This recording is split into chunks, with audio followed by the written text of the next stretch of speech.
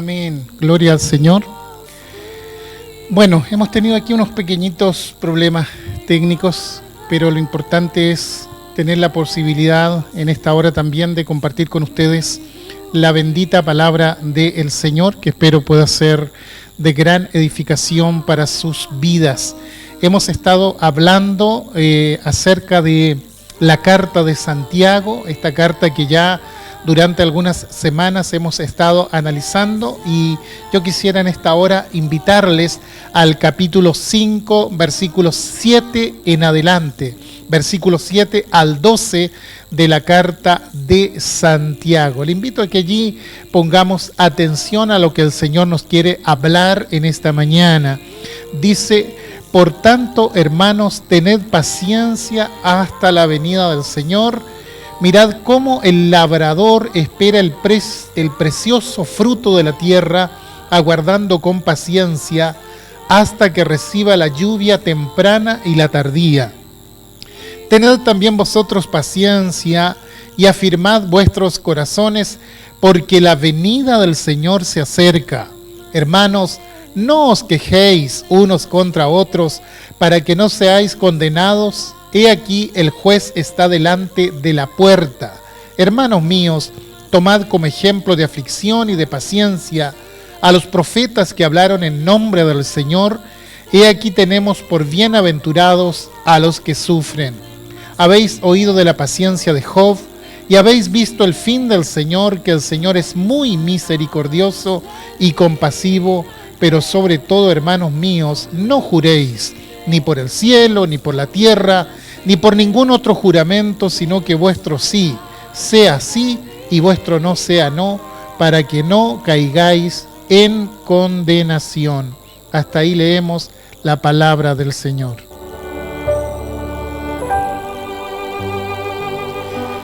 Para poder estudiar esta carta hemos tenido que irla cortando en pedazos, en fragmentos, e irla estudiando así detenidamente. Pero como hemos dicho en varias ocasiones, toda la carta tiene conexión, es una unidad. Este pasaje, por ejemplo, que acabamos de leer, tiene conexión con lo que hablamos la semana pasada. ¿Recuerdan ustedes lo que leímos el lunes pasado? Tal vez la parte más dura de la carta, donde Santiago, si recuerdan ustedes, habla acerca de los ricos opresores y también toca este tema de las injusticias sociales. Él dice: llorad y aullad por las miserias que os vendrán, vuestras riquezas están podridas. Es decir, es un fuerte llamado en contra de la opresión social y de las desigualdades en su mayor dimensión. Ahora, este pasaje que acabamos de leer está conectado con el anterior, es decir, el tema continúa. Y en este habla de la reacción que se tiene frente a la injusticia social. Y por supuesto, lo más común es que cuando vemos las injusticias sociales y vemos la corrupción de los grandes con la clase política, por ejemplo, y todo lo demás, muchas veces el corazón de la persona como que empieza a hervir por dentro, ¿verdad? El punto es: ¿qué vamos a hacer o qué podemos hacer con esa energía que se produce dentro frente a la injusticia? Hace algunos años atrás, Chile tuvo un gran cambio en cuanto a su realidad política, cuando se da por concluido el denominado régimen militar y se da paso a la denominada democracia. La alegría ya viene y todo lo demás. Yo creo que los jóvenes no saben mucho de eso, ¿no es cierto?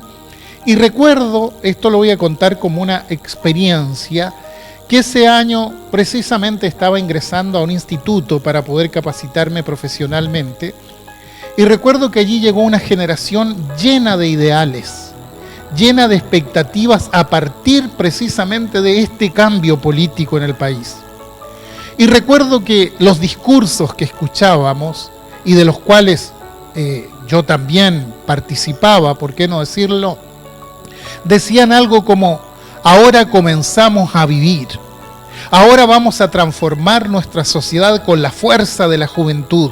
Vendrán tiempos nuevos. Y en alguna forma eso interpretaba todo el pensamiento de una generación. Coincidíamos en que se necesitaban cambios y cambios sociales profundos.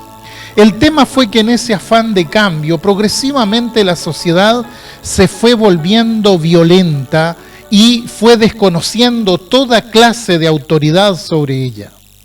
Ahora, después de más de 30 años, uno mira el panorama nacional y con horror vemos cómo la violencia se ha ido entronizando en todo ámbito. La autoridad está siendo avasallada y el régimen de la muerte se está introduciendo de una manera horrenda, dantesca.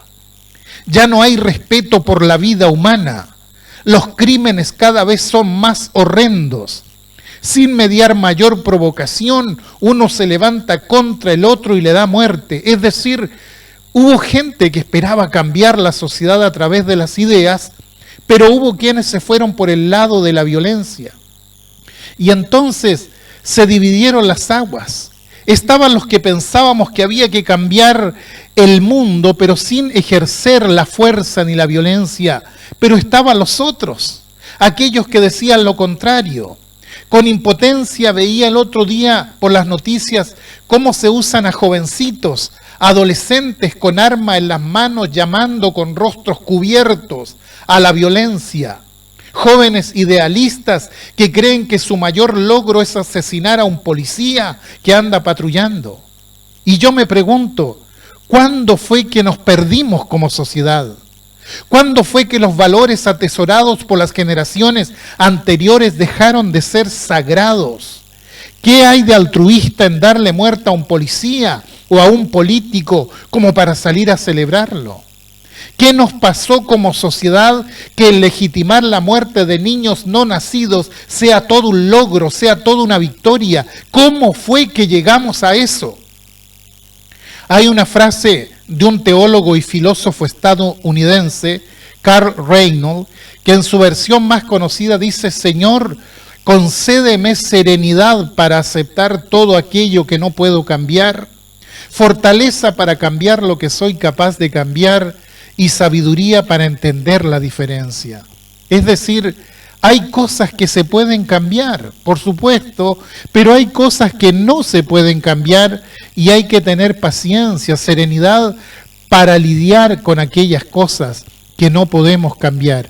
Y esto es justamente lo que dice este pasaje de Santiago. Acaba de hablar fervorosamente, encendidamente acerca de la injusticia social, pero seguidamente les va a decir a los cristianos principalmente: pero ustedes sean prudentes, porque no podemos cambiar la fe en violencia, aunque la justicia sea muy evidente. Y por otro lado, cambiemos lo que se puede cambiar y soportemos lo que no se puede cambiar con una actitud sabia, discernamos siempre lo que se hace. De eso trata este párrafo. Entonces se conecta con el párrafo anterior, el que vimos la semana pasada. ¿Cómo tengo que reaccionar frente a esta sociedad injusta? Y como ya hablamos, como ya hemos visto, esta es una carta que nos deja preocupados, que por un lado nos muestra la miseria en la que está el mundo que nos rodea, pero por el otro lado nos dice: tengan cuidado de cómo van a actuar frente a estas cosas, frente a estas presiones. Y entonces despliega lo que es la concepción cristiana de la historia. Los griegos pensaban que la historia era cíclica, que era un ciclo que se va cumpliendo y que esa historia se volvía a repetir, que el ciclo se cumplía una y otra vez. Es como, por ejemplo, si fuésemos darwinianos, diríamos que así como el hombre salió del mono, bueno, va a llegar el día en que se va a volver mono nuevamente. Bueno, los griegos, a diferencia de los hebreos que tenían una línea de tiempo, ellos concebían un ciclo de tiempo, donde finalmente se llegaba al mismo punto. Los hebreos sostenían, sin embargo, que la historia no giraba, sino que iba progresando permanentemente, porque ellos esperaban la venida del Mesías. Entonces, si el Mesías ha de venir, la historia tiene que ser lineal, no tiene que ser cíclica. Y así como los hebreos y nosotros, como cristianos, tenemos una concepción lineal de la historia, entonces la historia se va acercando a un punto cúlmine. Pero no nos dejemos engañar por las doctrinas de progreso, de que cada vez vamos a ser mejores, porque no es así. Nos vamos acercando hasta el momento en que Dios entrará nuevamente en la historia para poner el punto final. Por eso este tema aparece repetidamente en este capítulo, porque dice, tengan presente que algunas cosas se pueden cambiar, pero que hay cosas que no se pueden cambiar. Pero no se olviden que al final de la historia habrá un punto final apocalíptico y que allí Dios va a intervenir para solucionar aquello que ustedes nunca podrán solucionar. Recuerden lo que Jesús les dijo a sus discípulos justo antes de subir a la cruz. Les dijo, vendré otra vez y os tomaré a mí mismo. Es decir, le estaba dando una promesa. Y cuando le dijeron, dinos, ¿cuándo serán estas cosas? ¿Qué señales habrá del fin del siglo? Jesús les contesta diciendo, el cielo y la tierra pasarán, pero mis palabras no pasarán. Pero del día y la hora nadie sabe, ni aun los ángeles de los cielos, sino solo mi Padre. Quiere decir que habrá un tiempo, ¿verdad?, en que estas cosas van a comenzar a suceder, en que Dios va a intervenir en la historia por medio de Jesucristo, y justamente en ese momento vamos a conocer la justicia y la verdad tan anhelada por todos los seres humanos. Esta es la esperanza que tiene un cristiano, y si yo no tengo esperanza de que Dios está en el comando de todas las cosas, yo me voy a lanzar siempre a la violencia. Siempre voy a querer arreglarlo a la fuerza, porque a mi entender solo hay una vida, que es la presente, por tanto, tengo que arreglar las cosas aunque sea por la fuerza. El cristiano entiende que hay cosas que se pueden cambiar y otras que no se pueden cambiar. Por tanto, por un lado, afirmará su esperanza en Dios, pero también militará por la verdad y la justicia, sabiendo que hay cosas que le atañen a Él, que son responsabilidad de Él. Santiago habla de la linealidad de la historia, por tanto hace un llamado a cumplir con el mandato del Señor, a no claudicar en la vida cristiana, a seguir adelante, y que hay muchas cosas que tenemos que soportar en la esperanza de que Dios mismo hará justicia un día. Hasta que Jesús, dentro de su experiencia terrenal, hasta Él tuvo que aguantar muchas cosas. Cuando bajó del monte de la transfiguración, allí Él tuvo que decir, oh generación incrédula y perversa, ¿hasta cuándo he de estar con vosotros? ¿Hasta cuándo os he de soportar? Es dura esta palabra. ¿Hasta cuándo he de soportarlos? Y es el Señor el que lo dice. Lo que indica que hay cosas que realmente son inaguantables y uno tiene que cambiar lo que puede cambiar y saber que hay cosas donde el mal está tan enraizado que en realidad solamente Dios puede actuar sobre eso. Santiago dice que la paciencia va unida a la esperanza, que uno debe tener paciencia, pero la paciencia tiene que necesariamente ir unida a la esperanza. Por eso dice, por tanto, hermanos, tened paciencia hasta la venida del Señor. Tened paciencia y afirmad vuestros corazones, porque la venida del Señor está cerca. ¿A qué se debe esta insistencia? A que si no tenemos presente la esperanza, si creemos que todo depende de nosotros, si pensamos únicamente en lo que ocurre debajo, si vemos solo dos caminos por delante, el camino, el de los existencialistas, que en el fondo es el camino de la desesperación, o el camino de los violentos, si pensamos únicamente en las cosas de abajo y no lo conectamos con la esperanza, o nos desespera o caemos en la violencia, entonces la única manera de eludir la desesperación es realmente tener nuestra fe bien puesta en el Señor. No tenemos otra manera. No tenemos alternativas dentro del mundo, de lo terrenal, del escenario terrenal. Todo lo que nos queda para combatir la desesperanza es confiar en Dios. Desesperar significa que ya no esperamos más. Y nosotros como creyentes no podemos caer en eso. Tenemos esperanza. Pero tampoco podemos caer en la violencia porque somos y pertenecemos al príncipe de paz. Ahora si tengo esperanza, lucho por lo que creo, pero desespero porque no tengo esperanza. Por eso la paciencia siempre debe ir unida a la esperanza. Esto es muy importante. Y si no lo entendemos así, entonces Marx tuvo razón cuando dijo que la religión no es más que el opio de los pueblos, que nos adormece, que no hay nada por qué luchar o actuar. Y Santiago dice, no, hay que actuar, pero hay que hacerlo con paciencia y hay que hacerlo con esperanza. En la lucha por la vida no hay que caer en la desesperanza, porque por encima de todas las cosas siempre está el Señor. Y Santiago dice, mirad cómo el labrador espera el precioso fruto de la tierra, guardando con paciencia hasta que reciba la lluvia temprana y la tardía. El labrador puede ser impaciente, pero tiene que saber esperar, porque con su impaciencia no va a ganar nada, porque hay un proceso que tiene que cumplirse. Él planta la semilla y colabora limpiando la maleza y echando algún fertilizante, pero tiene que saber respetar el proceso. Tiene que saber esperar la lluvia temprana y la lluvia tardía. Las primeras lluvias, las lluvias de otoño, hacían germinar la semilla, y las tardías, que eran las lluvias de la primavera, unos 6 meses después, hacía madurar el grano. Y estas dos lluvias eran determinantes para una buena cosecha. Pero el labriego no podía provocarlas. Tenía que esperar necesariamente en la providencia divina. Entonces, hay procesos. La vida se constituye de procesos que uno, por impaciente y violento que sea, no puede cambiar. Es como el padre que tiene a su hijo adolescente y quiere que madure ya, pero no va a madurar porque el padre le diga. Él necesitará tiempo para eso. Hay cosas que maduran con el tiempo. Entonces lo mejor es esperar con paciencia, no caer en la depresión, no caer en el desánimo, en el abatimiento, sino tener fortaleza interior en medio de todo esto. Esto nos dará equilibrio emocional.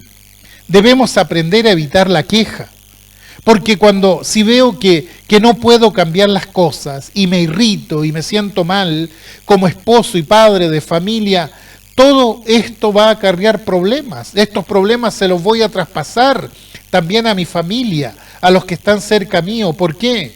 Porque voy a llegar a mi casa irritado, molesto, y cualquier cosa que me diga mi esposa lo voy a tomar mal.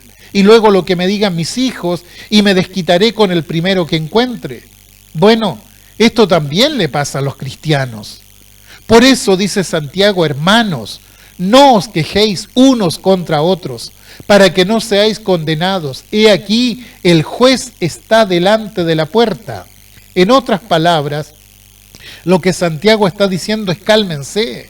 Aprendan que hay cosas que dependen de usted y hay cosas que dependen de Dios únicamente. Luche, pero no intente forzar los procesos.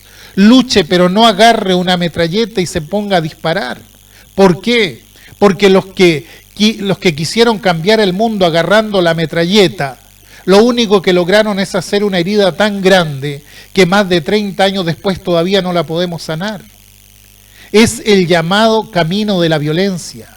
Acá dice que cuando las cosas no van bien, es fácil que uno se lamente, pero no le eche la culpa a nadie.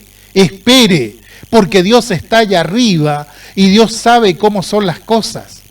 Y si apura el tiempo, lo único que logrará será una fisura irreparable.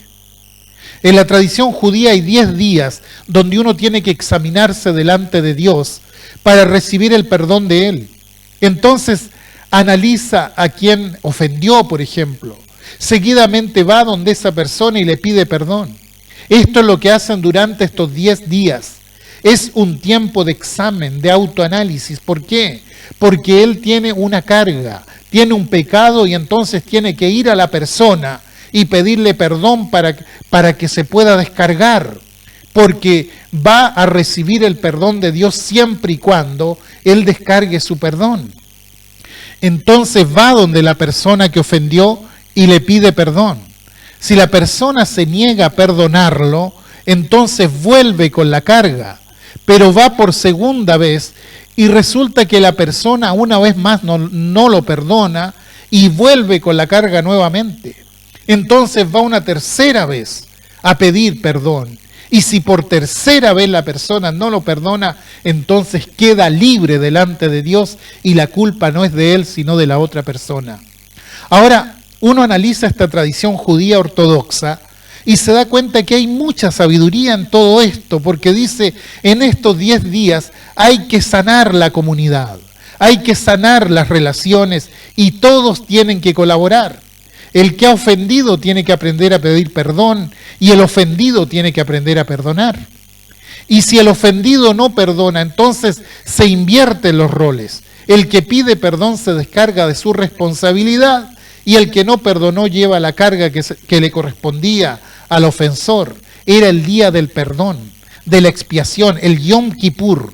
Todos los años hacen lo mismo los ortodoxos judíos. Lamentablemente ya no es algo tan masivo, pero está allí y es el día para solucionar el problema del pecado, para lo cual analizan cómo fue su vida durante el último año, desde el último Yom Kippur, y creo que eso es poner a Dios por encima de todas las cosas.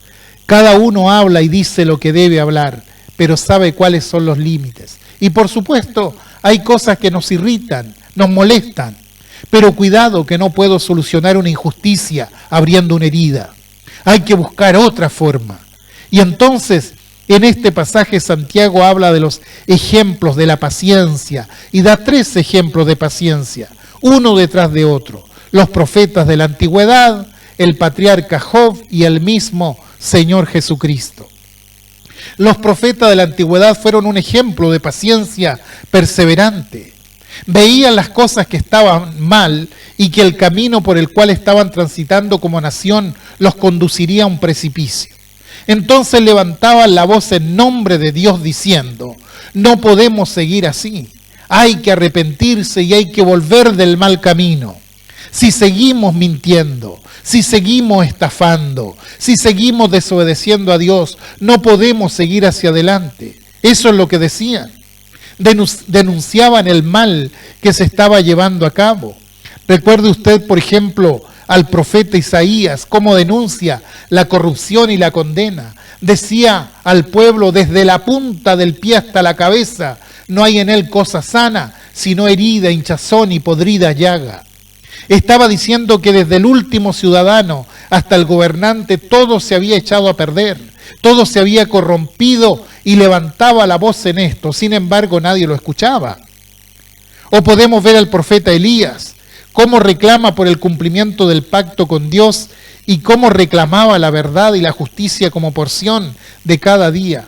Pero no era escuchado. Tremendo.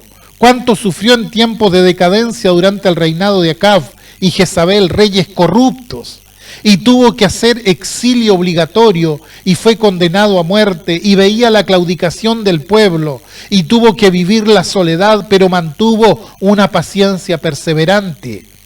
Siempre remitía las cosas a Dios y Dios le decía, no, Elías, ¿qué haces acá? Hay que volver a estar allí, hay que estar, hay que decir la verdad aunque duela. Y otros tanto pasaba con otros profetas también. Por eso dice Santiago, acuérdense de los profetas. Jeremías, por otro lado, él habló también y denunció la injusticia social y terminó en la cárcel. Y como siguió hablando, lo metieron en un pozo para que nadie lo escuchara. ¡Qué lamentable! La sociedad se llena la boca hablando y reclamando la verdad, pero cuando alguien la dice, nadie quiere escuchar. ¿Qué pasó con Ezequiel? ¿Qué pasó con Daniel? Todos tuvieron que pasar por lo mismo. Sin embargo, ninguno de ellos salió de la línea establecida por Dios. Lo que tienes que hacer, hazlo. Lo que tienes que decir, dilo. Ahora, ¿qué pasó con Job? Job es un gran ejemplo de paciencia activa. No solo de paciencia perseverante, sino de paciencia activa. Y este es un tema fundamental en las Escrituras, porque muchas veces Creemos que tener paciencia es esperar sentados, sin movernos de allí, pero no. En el griego, idioma en el cual se escribió originalmente el Nuevo Testamento, la palabra paciencia se usa en el sentido activo. Y Job fue un hombre paciente, pero su paciencia no fue pasiva, sino fue activa. Fue un hombre muy activo. Enfrentó el desastre que tuvo con su familia. Enfrentó la duda cuando sus amigos lo acusaban y se defendió. Enfrentó la desdicha, pero usted lo ve a él siempre argumentando. No se resigna, se defiende, argumenta, conjetura, reclama a Dios, pero se mantiene siempre en una línea de fidelidad. Y Santiago dice, no se olviden de la paciencia de Job. Y hay una paciencia que es perseverante, porque así es como debe ser la paciencia, pero también hay una paciencia que debe ser activa. ¿Y qué decir del Señor Jesús? Nuestro ejemplo supremo. El mismo Señor debió tener paciencia perseverante. Lo quisieron hacer salir del camino. Satanás, las autoridades judías y romanas, su propia familia, los discípulos que le decían que no tenía que ir a Jerusalén y sin embargo perseveró hasta el fin y demostró una paciencia activa porque él argumentaba, se defendía, protestaba, acusaba. Y en medio de todo esto, en medio de esta lucha que todos tenemos por la justicia, por la verdad, hay que mantener la integridad. Esto es muy importante. La integridad es muy importante cuando luchamos. Sin embargo, en los tiempos que escribe Santiago, la integridad estaba por el suelo. Fíjense que toca un tema que aparentemente no guardaba relación con lo que acababa de decir, pero es importante su alusión. Dice, pero sobre todo, hermanos míos, no juréis ni por el cielo, ni por la tierra, ni por ningún otro juramento, sino vuestro sí sea sí y vuestro no sea no, para que no caigáis en la condenación. Ellos vivían en un mundo donde la mentira prácticamente se había institucionalizado. El pueblo había perdido su integridad de tal modo que para sacarles la verdad a la gente se les debía hacer jurar. No obstante, después que juraban, buscaban escapatorias legalistas, resquicios para deshacerse del juramento. Es decir, había que analizar no solo el juramento en sí, sino también la letra chica. Y todos sabemos que en la letra chica por lo general está la trampa. Explico, ellos se acostumbraban a jurar por diferentes cosas. Juraban por el templo, juraban por la madre, por los hijos, pero no mencionaban a Dios. Entonces, cuando el otro iba a reclamar las palabras dichas bajo juramento, él le decía, ya pues, cumple lo que dijiste. Recuerda que tú juraste, por ejemplo, por el templo. Entonces el otro respondía, tú lo has dicho, yo juré por el templo, pero no juré por Dios, que es la máxima autoridad. Y no cumplía. Habían perdido su integridad. Por eso Santiago dice que vuestro sí sea sí y que vuestro no sea no. Que no tengan que exigir juramento para probar el peso de su palabra. No es que no tengamos que firmar una declaración jurada, pero no necesitamos que nos pongan bajo juramento para decir la verdad. Eso es lo que dice Santiago. Mantengan su integridad, luchen, protesten, pero no dejen de ser íntegros. Es tremendo este Santiago, porque si ustedes recuerdan, el lunes pasado nos enfervoreció, nos mostró la injusticia del mundo, pero inmediatamente nos dice cómo debemos actuar frente a esto como cristianos. Dice, bajemos los brazos. La verdad es la verdad, la justicia es la justicia, pero hay límites. No perdamos la legitimidad de la lucha. Hay cosas que se pueden cambiar y hay cosas que no se pueden cambiar. Y hay que saber diferenciar las unas de las otras. Hay cosas que me corresponden a mí, pero hay cosas que le corresponden únicamente a Dios. Siempre hemos de hablar a favor de la verdad y de la justicia. Siempre hemos de defender la honestidad. Siempre, porque son las virtudes y los valores que nos enseñó el Señor, pero nunca debemos perder nuestros valores. El respeto por la vida humana, la integridad en lo que decimos y hacemos. El cristiano se desenvuelve en una sociedad conflictiva, donde la mentira viene de los estratos altos de la sociedad, pero también está abajo. Miente el ministro de Estado, pero también miente el verdulero de la feria. Es decir, la mentira es algo transversal. La falta de integridad afecta tanto al funcionario público como al contribuyente. Está generalizado todo esto. No es que algunos son pecadores porque están arriba en el plano social y otros no porque están abajo. Y en medio de todo eso, uno tiene que levantar la voz y tiene que mantener la integridad. Claro que no. Para terminar, quiero rescatar 3 lecciones de máximo valor en relación con esto. En primer lugar, nunca nos salgamos de la voluntad de Dios. Hagamos siempre lo correcto. Nunca hay que pensar que haciendo males se puede recibir bienes. No, de males se reciben males únicamente. En segundo lugar, no tomemos decisiones apresuradas. Ejercitemos la paciencia. Aunque nuestra naturaleza se resista, hay que poner el corazón debajo de la razón siempre. La razón arriba, el corazón abajo. Y en tercer lugar, si no sabemos lo que debemos hacer, no hagamos nada. Si usted no sabe qué tiene que hacer, mejor no haga nada. Espere en el Señor. ¿Se fija? 3 cosas fundamentales para lidiar contra la injusticia social. Primero, no nos salgamos de la voluntad de Dios. Santiago dice, acuérdese que usted como cristiano tiene una esperanza en el futuro. En segundo lugar, no tomemos decisiones apresuradas. Acuérdense de los profetas y de la paciencia de Job. No adelante los procesos que solamente corresponden a Dios. Y tercero, si no sabe lo que tiene que hacer, entonces no haga nada. No invente un camino. Cada uno tiene que saber qué es lo que tiene que hacer. Y termino con las palabras del Salmo 27, versículos 13 y 14. Léalo después en sus casas, completo. Dice, hubiera yo desmayado si no creyese que veré la bondad de Jehová, del Señor. Hubiera yo desmayado. ¿Sabe? Esta frase yo lo siento profundamente porque la repito como si fuera una frase mía. Hubiera yo desmayado si no creyese que veré la bondad del Señor. Esta frase, fíjese que me ha librado muchas veces de no entrar en un camino equivocado. Hubiera yo desmayado si no creyese que veré la bondad del Señor, si no creyese que veré la bondad de Dios en la tierra de los vivientes. Aguarda a Jehová, esfuérzate y aliéntese tu corazón. Sí, espera a Jehová. Esta esperanza no nos tiene que llevar a la inacción.